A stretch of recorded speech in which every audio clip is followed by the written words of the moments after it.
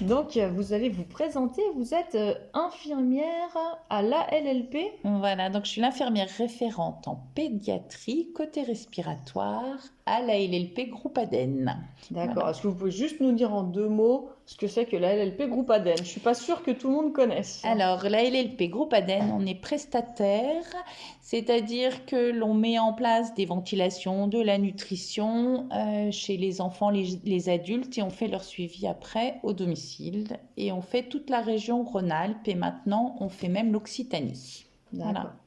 Donc, je précise du coup qu'on se connaît parce que c'est par votre intermédiaire que Piwiker peut avoir son respirateur à la maison, son alimentation par sonde nasogastrique, puis par gastrostomie, etc. Donc, Je confirme. On se connaît depuis la Quelques naissance années. de Piwiker. Depuis quelques années, ouais. C'est ça. Alors, on vous a fait venir aujourd'hui pour nous éclairer sur la question des vacances. Qui dit appareil, dit suivi, dit que les appareils tombent en panne, dit qu'il peut manquer une pièce pour faire fonctionner l'appareil. Alors, quand on est à la maison et pas loin du siège du groupe Aden, tout va bien. Mais que se passe-t-il lorsqu'on part en vacances?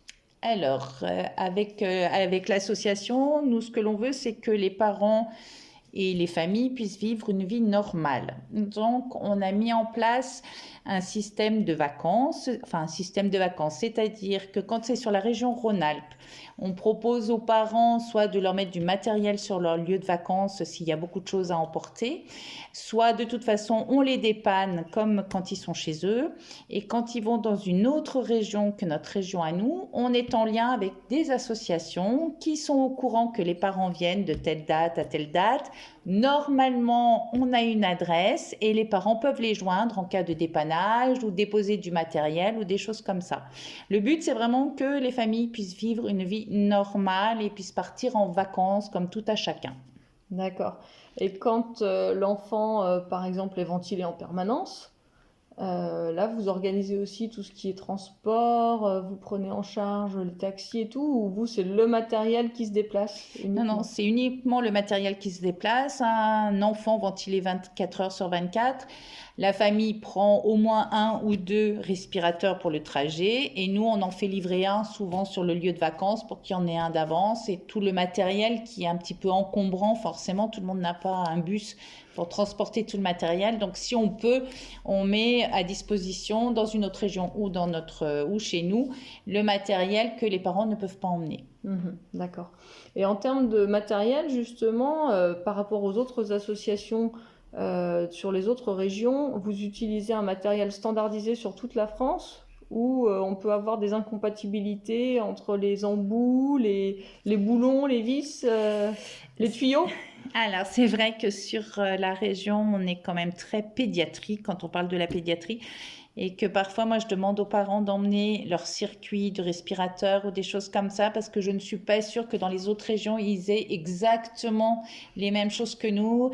Voilà, donc c'est vrai que pour la sécurité des enfants et pour le confort des parents, souvent, je leur dis, emmenez-en quand même un petit peu, parce qu'on n'est pas sûr que l'association donne exactement la même chose. D'accord. Voilà. Donc pas sûr que ça fonctionne. C'est ça, c'est ça. Donc, c'est vrai que je préfère que les parents aient leur confort avec leurs habitudes. Voilà. Et puis après, au niveau des machines, c'est sensiblement les mêmes de partout. On utilise le même matériel. D'accord. Après, c'est plus les spécificités, circuit, pédiatrie. C'est pas tout à fait la même chose. D'accord. Et comment ça se passe? Alors nous, ça nous est jamais arrivé encore, mais si on veut partir à l'étranger? Alors, le souci pour l'étranger, c'est qu'on a peu d'associations qui peuvent prendre en charge à l'étranger. Donc en fait, les parents partent avec leur matériel à l'étranger. Le souci, c'est que s'il y a un problème de machine et de choses comme ça, parfois ils sont un petit peu coincés. Donc ils emmènent au maximum leur matériel. On a des associations, c'est en Guadeloupe, Martinique, mais bon, forcément. Mais au-delà, pour les autres vacances à l'étranger, c'est toujours beaucoup plus compliqué. Beaucoup plus compliqué. Donc c'est un peu la limite. C'est la limite, ouais. Et en Europe aussi, il n'y a pas de... Par exemple, on va en Espagne, en Italie... Alors en Espagne, oui, et dans les autres, vraiment le prestataire, c'est essentiellement en France. Et c'est vrai que c'est compliqué dans d'autres pays. D'accord. Donc c'est vrai, pour l'avion, c'est pareil. On peut prendre l'avion, mais il faut avoir l'accord du commandant de bord. Il faut pouvoir savoir s'il est d'accord pour qu'il y ait de l'oxygène, quel type d'oxygène. Enfin voilà, donc c'est vrai que c'est tout de suite beaucoup plus compliqué quand il s'agit de partir à l'étranger. D'accord. Voilà. Ok. Eh ben, c'est super. Merci beaucoup. Mais avec plaisir. Pour cet éclairage. Ça a l'air simple de partir en vacances avec Oui, c'est très simple. un enfant appareillé. On essaye de faire simple. Voilà, On c'est essaye, super. ouais. En tout cas, grâce à vous, c'est vrai qu'on passe des belles vacances et que c'est très important pour une famille de pouvoir partir en vacances. C'est sûr. Merci à vous. Merci. Au revoir.